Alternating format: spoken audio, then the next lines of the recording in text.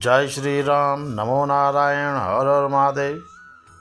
2026નું મકર રાશિનું ભવિષ્ય આખા વર્ષનો વર્તારો આપું છું કે જે સંપૂર્ણપણે વૈદિક જ્યોતિષ પર અને આ વર્ષમાં ગ્રહોના ગોચર અને તેમના પાસાઓનું વિશ્લેષણ આપીશ કે કયા ક્ષેત્રે તમને શુભ પરિણામ મળશે, કયા ક્ષેત્રમાં તમારે સાવધાન રહેવાની જરૂર છે। આ વાર્ષિકમાં મકર રાશિના જાતકોને માટે આ વર્ષ તેમના માટે કેવું રહેશે। કારકિર્દી, નાણાકીય જીવન, નોકરી, શિક્ષણ, પ્રેમ લગ્ન, પારિવારિક જીવન અને આરોગ્ય વિશે હું જણાવીશ। શરૂઆત કરું છું સ્વાસ્થ્ય વિશે। સ્વાસ્થ્યની દૃષ્ટિએ મકર રાશિના જાતકો માટે મોટા ભાગે અનુકૂળ રહેશે। આ વર્ષે તમારા લગ્ન અથવા રાશિના સ્વામી શનિદેવ આખા વર્ષ દરમિયાન ત્રીજા ભાવમાં રહેશે। જ્યોતિષશાસ્ત્રમાં ત્રીજા ભાવમાં શનિની હાજરી ખૂબ જ શુભ માનવામાં આવે છે, કારણ કે તે વ્યક્તિને આત્મવિશ્વાસ, સહનશક્તિ અને માનસિક શક્તિ પ્રદાન કરે છે। પરિણામે તમારું સ્વાસ્થ્ય સામાન્ય રીતે સ્થિર રહી શકે છે। વર્ષની શરૂઆતથી 2 જૂન સુધી ગુરુ તમારા 6થા ભાવમાં ગોચર કરશે, જે સ્વાસ્થ્યની દૃષ્ટિએ નબળી સ્થિતિ માનવામાં આવે છે। જો તમને પેટ, કમર, પાચનતંત્ર અથવા ગુપ્તાંગ સંબંધિત કોઈ સમસ્યા હોય તો તમારે આ સમય દરમિયાન ખાસ સાવધાની રાખવી। બેદરકારી જૂની બીમારીઓનું કારણ બની શકે છે। 2 જૂનથી 31 ઓક્ટોબર દરમિયાન ગુરુ 7મા ભાવમાં પ્રવેશ કરશે। આ ગોચર તમારા સ્વાસ્થ્યમાં રાહત આપશે। આ સમય દરમિયાન ઉદ્ભવતી કોઈપણ સમસ્યાઓ ધીમે ધીમે દૂર થશે। 31 ઓક્ટોબર પછી ગુરુની સ્થિતિ ફરીથી નબળી પડશે। વધુમાં 5 ડિસેમ્બર 2026 પછી રાહુ તમારા લગ્ન ભાવમાં પ્રવેશ કરશે, જેના કારણે તમારા સ્વાસ્થ્ય અંગે સતર્કતા અને શિસ્ત જાળવવી જરૂરી બનશે। મોટા ભાગનો સમય તમારા સ્વાસ્થ્ય માટે નકારાત્મક નહીં રહે। જૂન અને ઓક્ટોબર વચ્ચેનો સમયગાળો ખાસ કરીને સારો રહેશે। તેનાથી વિપરીત વર્ષની શરૂઆત અને છેલ્લા મહિનામાં મોં, પેટ, પીઠ અથવા હોર્મોનલ સમસ્યાઓ થવાની સંભાવના હોઈ શકે છે। સંતુલિત આહાર, નિયમિત કસરત અને માનસિક શાંતિ રાખવી ફાયદો આપશે। શિક્ષણ ક્ષેત્રે મકર રાશિના વિદ્યાર્થી મિત્રો માટે શિક્ષણની દ્રષ્ટિએ બહુ ફાયદો છે। આનાથી મધ્યમથી મિશ્ર પરિણામ મળશે। ચોથા ઘરનો સ્વામી મંગળ મધ્ય પરિણામ અપાવી શકે છે, જેના કારણે તમારે તમારા અભ્યાસમાં સાતત્ય જાળવી રાખવાની જરૂર રહેશે। આ દરમિયાન 5મા ઘરનો સ્વામી શુક્ર મોટા ભાગે તમારા પક્ષમાં રહેશે, જે તમારા શિક્ષણ માટે સકારાત્મક સંકેત છે। 5મા ભાવમાં શનિનું ત્રીજું ગ્રહ ક્યારેક વિદ્યાર્થીઓને તેમના અભ્યાસમાંથી વિચલિત કરી શકે છે। વિદ્યાર્થીઓ તેમના અભ્યાસ સિવાયની પ્રવૃત્તિઓમાં વિચલિત થઈ શકે છે। પ્રાથમિક શિક્ષણ અને બૌદ્ધિક ક્ષમતા માટે જવાબદાર ગ્રહ બુધદેવ સરેરાશ કરતાં થોડા સારા પરિણામ આપશે, જ્યારે ગુરુ મિશ્ર પરિણામ આપી રહ્યા છે। વર્ષની શરૂઆતથી 2 જૂન સુધી ગુરુ સ્પર્ધાત્મક પરીક્ષાઓમાં સફળતા પામશે। ખાસ કરીને જે વિદ્યાર્થી મિત્રો લાંબા સમયથી તૈયારી કરી રહ્યા છે તેમના માટે 2 જૂનથી 31 ઓક્ટોબર સુધીનો સમયગાળો શિક્ષણ માટે અત્યંત અનુકૂળ છે। આ સમયમાં ઉચ્ચ શિક્ષણ, વ્યવસાયિક અભ્યાસક્રમો અને કારકિર્દી સંબંધિત અભ્યાસમાં સારા પરિણામોની આશંકા રહેલી છે। 31 ઓક્ટોબર પછીનો ગાળો સંશોધન અને તપાસમાં રોકાયેલા વિદ્યાર્થીઓ માટે સારો રહેશે, જ્યારે અન્ય વિદ્યાર્થી મિત્રોને સરેરાશથી થોડા ઓછા પરિણામ મળી શકે છે। 5 ડિસેમ્બર 26 પછી સ્વાસ્થ્ય સમસ્યાઓ અભ્યાસને અસર કરી શકે છે। એકંદરે શિક્ષણ પ્રત્યે સંતુલિત અભિગમની માંગણી આપી રહેલ છે। વ્યવસાયિક દૃષ્ટિકોણથી 2026નું વર્ષ મકર રાશિ માટે મિશ્ર પરંતુ સકારાત્મક સંભાવનાઓ આપશે। લાંબા સમય સુધી કર્મભાવ પર કોઈ મોટા નકારાત્મક ગ્રહોનો પ્રભાવ ન હોવાથી તમે તમારી મહેનતનું ફળ મેળવી શકશો। આ વર્ષ વ્યવસાય માટે ખરાબ વર્ષ નહીં માનવામાં આવે। 10મા ઘરનો સ્વામી શુક્ર ગ્રહ મોટા ભાગે તમારા પક્ષમાં છે, જે નવા વ્યવસાયિક તક આપશે। શનિની સ્થિતિ પણ સહાયક આપશે। જો કે ગુરુ ગ્રહ વર્ષની શરૂઆતથી 2 જૂન સુધી નબળો રહેશે. 2 જૂનથી 31 ઓક્ટોબર દરમિયાન તેની સ્થિતિ મજબૂત થશે, જેનાથી વ્યવસાયિક વૃદ્ધિની તક મળશે.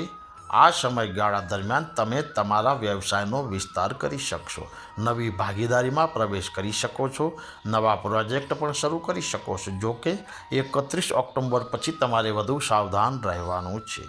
રાહુ અને કેતુની સ્થિતિ એવું સૂચવે છે કે તમારે નાણાકીય બાબતોમાં બિનજરૂરી જોખમો ટાળવા.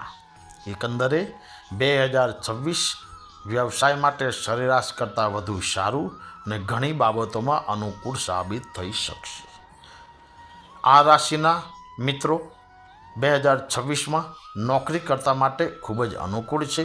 3જા ભાવમાં સ્થિત શનિ મહેનતુ અને શિસ્તબદ્ધ વ્યક્તિઓને શુભ પરિણામ આપશે. કર્મનો દાતા શનિ આખું વર્ષ આ સ્થિતિમાં રહેશે. ધીરજ અને સતત પ્રયત્નોથી તમે લાભ મેળવી શકશો. વર્ષની શરૂઆતથી 2 જૂન સુધી ગુરુ 6ઠ્ઠા ભાવમાં રહેશે.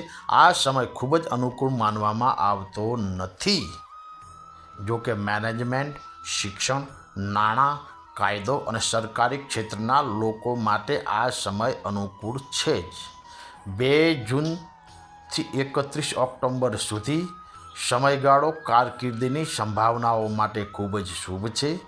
આ સમયમાં તમારે પ્રમોશન, પ્રશંસા અને જવાબદારીઓમાં વધારો થશે. જો કે પ્રમોશન તાત્કાલિક ન થાય તો પણ આ સમય દરમિયાન કરવામાં આવેલા પ્રયત્નો તમને ભવિષ્યમાં લાભ અપાવશે. 31 ઓક્ટોબર પછી ગુરુ નબળો પડશે, તેથી આ સમયગાળા દરમિયાન નોકરીમાં ફેરફાર કરવાનું કે જોખમ લેવાનું ટાળવાની ભલામણ કરું છું. એકંદરે કામકાજની દૃષ્ટિએ તમારી પ્રગતિની સ્થિરતા લાવી શકે એવા ગ્રહ નક્ષત્ર કહી રહ્યા છે. નાણાકીય રીતે 2026 મકર રાશિના જાતકો માટે મિશ્ર પરિણામ આપશે. આવકના સ્ત્રોત મજબૂત રહેશે અને ભંડોળની કોઈ અછત રહેશે નહીં, પરંતુ નાણાં બચાવવા થોડા મુશ્કેલ થશે. લાભ ઘરનો સ્વામી મિશ્ર પરિણામ આપશે, જ્યારે ગુરુની સ્થિતિ મોટા ભાગે અનુકૂળ રહેશે. વર્ષની શરૂઆતથી 5 ડિસેમ્બર સુધી રાહુ 2જા ભાવમાં રહેશે, જે બચત માટે ખૂબ જ અશુભ માનવામાં આવે છે. આનાથી બિનજરૂરી ખર્ચ વધશે, તેથી અજાણ્યા રોકાણો અથવા જોખમી નાણાકીય નિર્ણયો ટાળવા. એકંદરે વર્ષ આવક માટે સારું રહેશે, પરંતુ બચતની વાત આવે ત્યારે સંયમ રાખવાની જરૂર પડશે. સુરેન્દ્રનગરથી એક મિત્રનો મેસેજ છે કે 2026માં મકર રાશિના લોકોનું પ્રેમ જીવન કેવું રહેશે. પ્રેમ જીવન મોટા ભાગે અનુકૂળ રહેશે. જો સંબંધ સત્ય અને પ્રામાણિકતા પર આધારિત હોય તો વાંધો નહીં આવે. જૂનાગઢથી એક મિત્રનો મેસેજ છે કે 2026માં મકર રાશિના લોકોને વાહન સુખ મળવાની શક્યતા છે. હા છે. 2026માં તમે સારું અને સારી કન્ડિશનમાં વાહન ખરીદી શકશો. પ્રેમની દૃષ્ટિએ આ રાશિના જાતકો માટે 2026નું વર્ષ સરેરાશ કરતાં સારું રહેશે. જો કે આ વર્ષે પ્રેમમાં સત્ય અને પ્રામાણિકતા જરૂરી રહેશે. 5મા ભાવ પર શનિની 3જી દૃષ્ટિ હોવાથી ઉપરાછલ્લી અથવા અસ્થાયી સંબંધો તૂટી શકે છે. 5મા ભાવનો અધિપતિ શુક્ર મોટા ભાગે અનુકૂળ રહેશે. પ્રેમ સંબંધોમાં મધુરતા જાળવી રાખશે. 2 જૂનથી 31 ઓક્ટોબર વચ્ચે ગુરુ પણ સંતુલિત પ્રેમ જીવન જાળવવામાં ફાળો આપશે. આ વર્ષે સાચા પ્રેમ સંબંધો વધુ મજબૂત બની શકે છે, જ્યારે ઉપરછલ્લી સંબંધોમાં મતભેદનો સામનો કરવો પડી શકે છે. લગ્ન યોગ મકર રાશિના જાતકો માટે 2026નું વર્ષ મિશ્ર ફળદાયી રહેશે. 2 જૂનથી 31 ઓક્ટોબર દરમિયાન ગુરુ 7મા ભાવમાં ઉચ્ચનો છે, જે લગ્ન માટે ખૂબ જ સંયોગ આપશે. આ સમયગાળા દરમિયાન લગ્ન થવાની પ્રબળ સંભાવના રહેલી છે. જો કે સગાઈ અને લગ્નમાં વધુ સમય વિલંબ કરવાનું ટાળો, કારણ કે શનિનો પ્રભાવ સંબંધોમાં અવરોધ પેદા કરી શકે છે. વૈવાહિક જીવન માટે અનુકૂળ રહેશે. અને કોઈપણ મુખ્ય ગ્રહોનો 7મા ભાવ પર લાંબા ગાળાનો નકારાત્મક પ્રભાવ નથી. જો ભૂતકાળમાં તમારા વૈવાહિક જીવનમાં સમસ્યાઓ રહી હશે અથવા છે તો આ વર્ષે તેમાં સુધારો થઈ શકશે. પારિવારિક દૃષ્ટિ માટે આ વર્ષ થોડું સંવેદનશીલ બની શકે છે. બીજા ભાવમાં રાહુની હાજરી પરિવારમાં ગેરસમજ અથવા અવિશ્વાસનું કારણ બનશે. તેથી વાતચીત જાળવી રાખવી અને ધીરજ રાખવી જરૂરી રહેશે. ગૃહસ્થ જીવનની વાત કરું તો 4થા ભાવ પર કોઈ મુખ્ય નકારાત્મક ગ્રહોને લાંબા સમયનો પ્રભાવ છે નહીં. 4થા ભાવનો સ્વામી મંગળદેવ સરેરાશ પરિણામ આપશે. સંતુલિત પારિવારિક જીવન જાળવી રાખવામાં મદદ કરશે. સ્થાવર મિલકત સંબંધિત સમસ્યાઓનું નિરાકરણ પણ આવી શકે છે.